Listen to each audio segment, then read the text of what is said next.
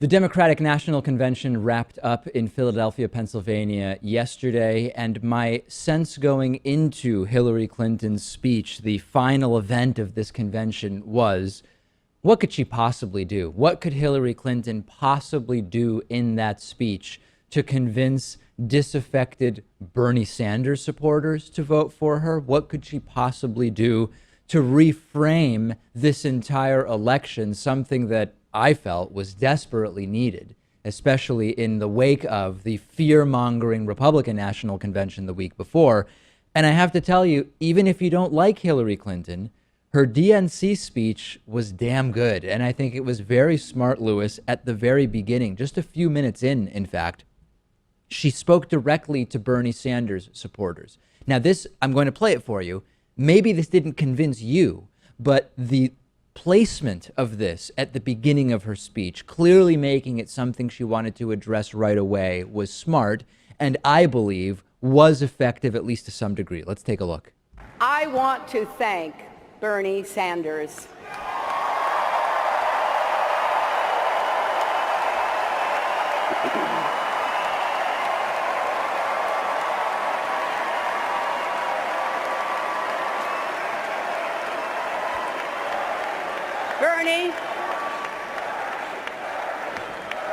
Bernie, your campaign inspired millions of Americans, particularly the young people who threw their hearts and souls into our primary.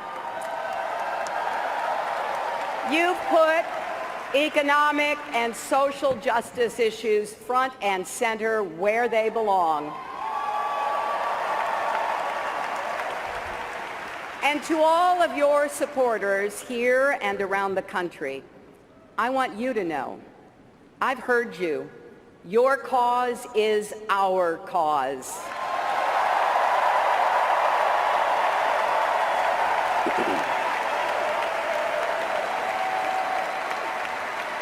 Our country needs your ideas, energy, and passion.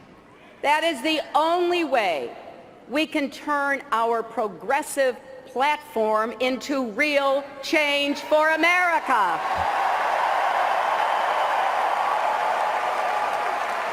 This is about as well as it could have gone, right? I mean, Hillary Clinton wasn't going to get up there and say, hey, you know what, Bernie supporters?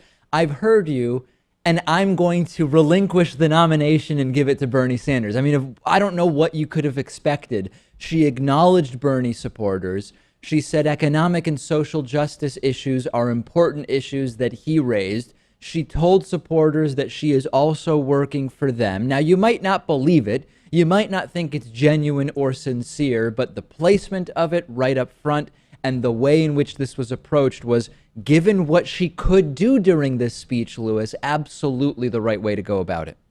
Yeah, it had to be done. It had to be mentioned, and Bernie doesn't look too happy. If you watch a video, you'll see that. But that's separate. I don't think she's going to convince many Bernie supporters with the placement of this or with the speech in general. Well, remember, most of them have already been convinced. As we know, most will be voting for her. The majority will probably end up voting for her, yes. I'm talking about those that remain are furious. Unconvinced, yeah. Yeah, that remain unconvinced. But anyway, it was well done. It was the best she could do. Another really smart thing Hillary Clinton did was critiquing Donald Trump's ideas without doing the personal attacks throughout. For example, she talked about terror, and she exuded definitive strength, which was something Republicans had been criticizing the Democratic National Convention for. She then went on to talk about how things will be paid for, and she made a contrast between her experience and Donald Trump's by talking about gridlock in Washington, and then went into the so-called businessman credentials and how that relates to being a good president. Let's take a look at a little bit of that.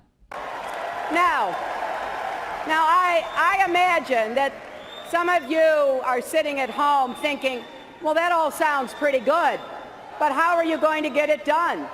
How are you going to break through the gridlock in Washington? Well, look at my record. I've worked across the aisle to pass laws and treaties and to launch new programs that help millions of people.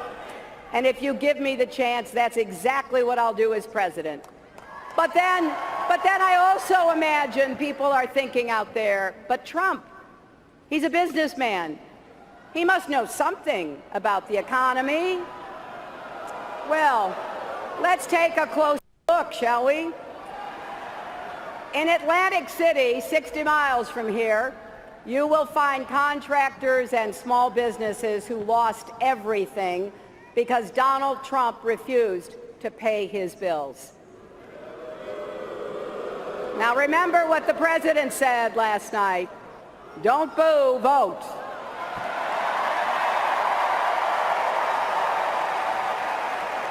But think of this. People who did the work and needed the money, not because he couldn't pay them, but because he wouldn't pay them. He just stiffed them. And you know that sales pitch he's making to the president? Put your faith in him and you'll win big. That's the same sales pitch he made to all those small businesses. Then Trump walked away and left working people holding the bag. There was no comparison between these two conventions, and this is not an analysis of the merits of the DNC versus the RNC. You know, this week has been maybe the week I've been most critical of the DNC in the history of the show. This is an analysis of the conventions. And when you look at Donald Trump's speech last Thursday and Hillary Clinton's speech last night, no comparison. And on the issue of fear, both using fear, but think about the differences. Trump's message, and that from Republicans, Lewis, was the fear of how terrible things are now, the fear of how scary terrorism is, especially because Democrats won't fix it, job security, crime is so scary, the U.S. is in decline, the borders are unprotected. Democrats also using fear this week, arguing actually the fear shouldn't be that things are bad now. Things are actually statistically, empirically pretty good. The scary thing would be if Trump becomes president, both using fear in different ways. Yeah, completely different at the same time. It's so easy to take down Trump and to criticize Trump without the ad hominem attacks and without the personal attacks. There's just such a wealth of material. Yeah. And Trump still seems kind of bitter when he's trying to attack Hillary and trying to make it a bit more personal. This was well done by Hillary.